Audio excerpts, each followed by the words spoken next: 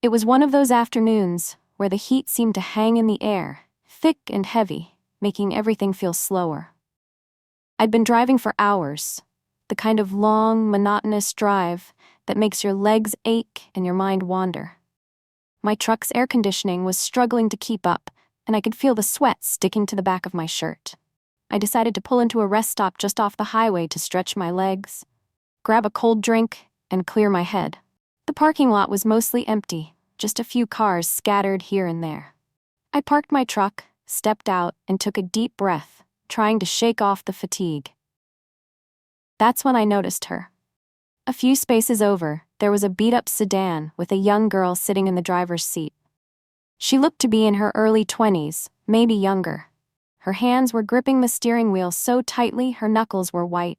Her eyes were darting around, scanning the parking lot like she was looking for something, or someone. Something about her caught my attention. She didn't look like she was just resting. She looked scared. I started walking toward the rest area, but out of the corner of my eye I saw her hand move. It wasn't a casual gesture. She made a fist, then tucked her thumb inside her palm, repeating it a few times.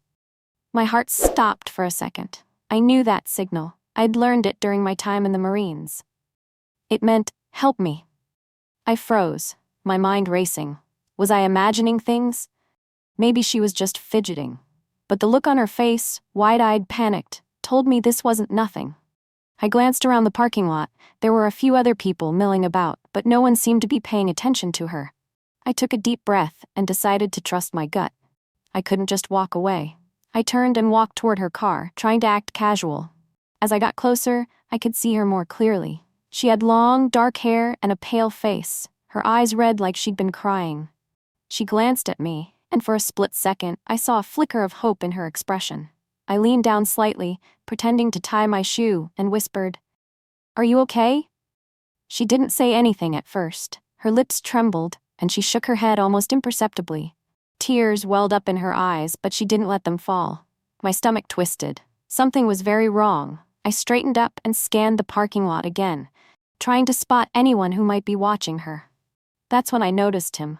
A man was standing near the vending machines, about 50 feet away.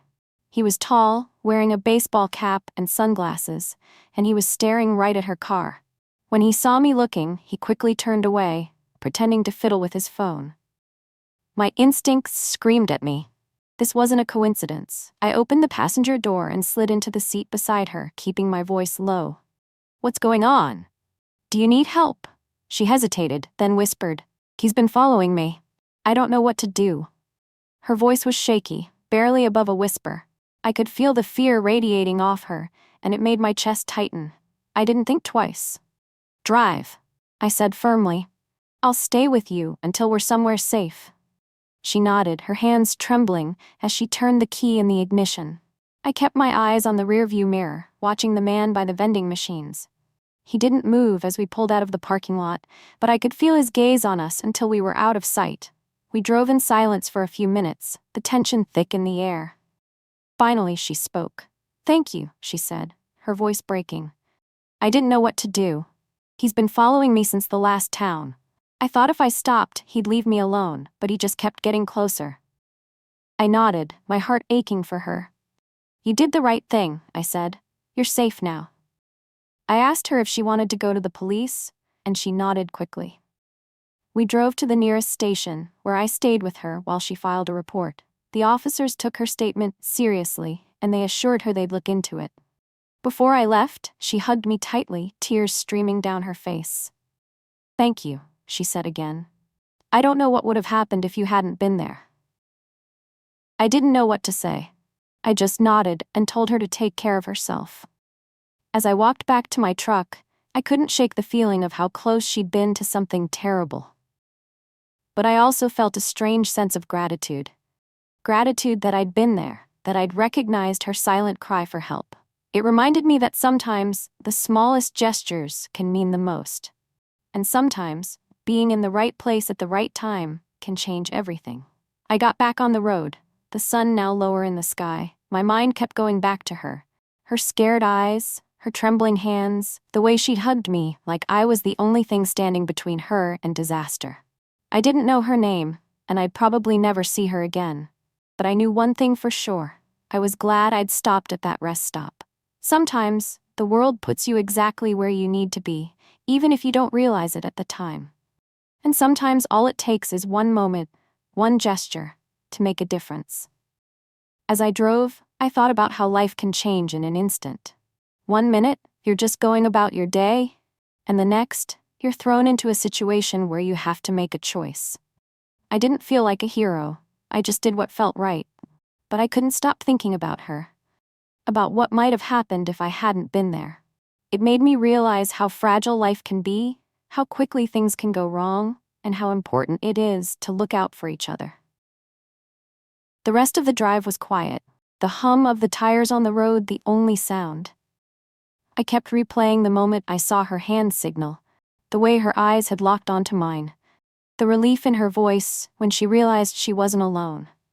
It was a reminder that even in a world that can feel so big and disconnected, we're all still connected in ways we don't always see. And sometimes, all it takes is one person to make a difference.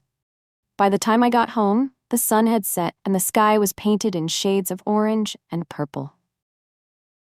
I sat in my driveway for a moment, just staring at the horizon. I didn't know what would happen to her, if the police would find the man who'd been following her, or if she'd be okay. But I hoped, more than anything, that she'd be safe. That she'd know there are still people out there who care, who will stop and help when they see someone in trouble. That night, as I lay in bed, I thought about how life is full of moments we can't plan for. Moments that test us, that push us to act, to be brave, to be kind. I didn't know what the future held, but I knew one thing for sure. I'd never forget that girl. The way she'd looked at me, or the way she'd reminded me that even in the darkest moments, there's always hope. And sometimes, hope is all we need to keep going. Hey everyone, if this story moved you, if it made you think, or if it reminded you why we need to keep having these conversations, please take a moment to like this video. It really helps spread awareness. I'd love to hear your thoughts, so drop a comment below. Have you ever witnessed or experienced something like this? Let's talk about it. And if you believe stories like this deserve to be told, make sure to subscribe to the channel. We're here to share real, powerful stories that need to be heard. Lastly, share this with your friends and family. The more people who see this, the more we can bring awareness and change. Thank you for watching and being part of this journey. Let's keep pushing forward, together.